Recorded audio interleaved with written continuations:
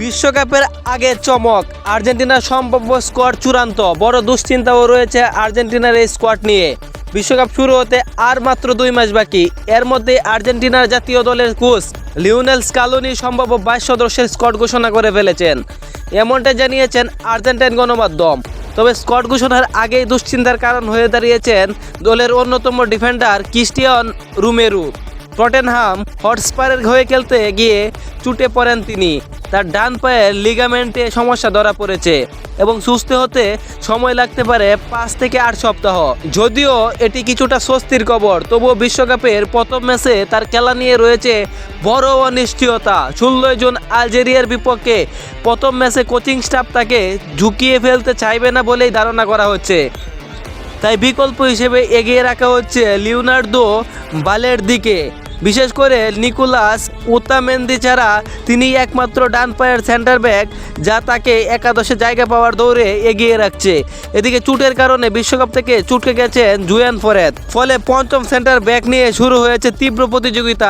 এই জায়গায় সবচেয়ে এগিয়ে আছেন মার্কোস সেনেসি, যিনি বোর্নমাউথের হয়ে নিয়মিত খেলেছেন। অন্যদিকে ফাকুন্দা মেদিনা কিছুটা পিছিয়ে পড়েছেন। অলিম্পিক মার্সেই এর ভিতরে ডিফেন্ডার দীর্ঘদিন জাতীয় দলে সুযোগ পাচ্ছেন না, সঙ্গে রয়েছে চোটের সমস্যাও। এক নজরে দেখে নেওয়া যাক আর্জেন্টিনার সম্ভাব্য স্কোয়াড। গোলরক্ষক Emiliano Martinez, Geronimo Rulli. Defender Nahuel Molina, Gonzalo Montiel, Cristiano Romero, Lisandro Martinez, ভালেন্দি, নিকোলাস ওতামেন্দি, নিকোলাস তালিয়াফিকো।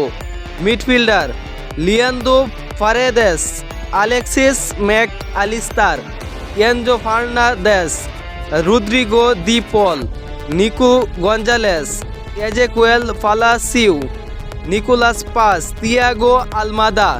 ফরওয়ার্ডে রয়েছে Giuliano Simeone, Lionel Messi, Julian Alvarez, Lautaro Martinez, Jose লুপেস।